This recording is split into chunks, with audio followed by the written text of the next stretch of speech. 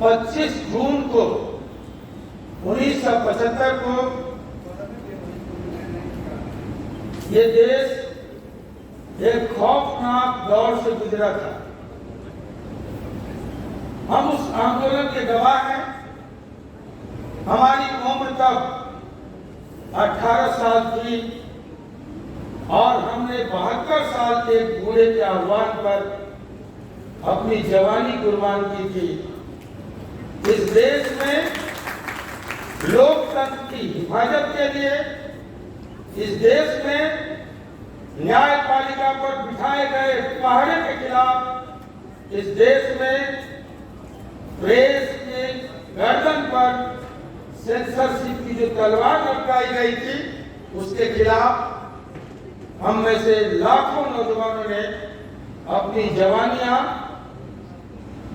Jail को वक्त कर दिया था और असीम कुर्बानियों के दौर से लाठी, डंडे, गोलियां, जेलों को आबाद करके इस देश में फिर से 1977 3 वर्षों के कठिन संघर्ष के बाद फिर से लोकतंत्र की बहाली हुई, प्रेस की स्वतंत्रता बहाल हुई और न्यायपालिका पर निरंकुश सत्ता का जो अंकुश था उससे देश मुक्त हुआ। बहुत ही कठिन दौर था, खौफनाक मंजर था। साथियों, मित्रों, हमें याद है तब इमरजेंसी के एक चारण ने नारा दिया था, Indira is India, India is Indira. आप में से बहुत लोग नहीं होंगे, जो नौजवान पीढ़ी है उनसे मैं कह रहा हूं। मैं ऐसा इसलिए भी कह रहा हूं, यहाँ जेपी सेनानी लोग बैठे हुए हैं,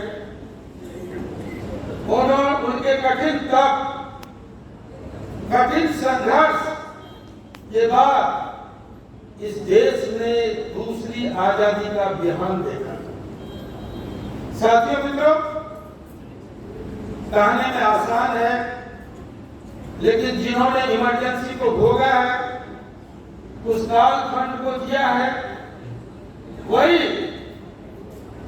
उस दौर के गवाह हैं।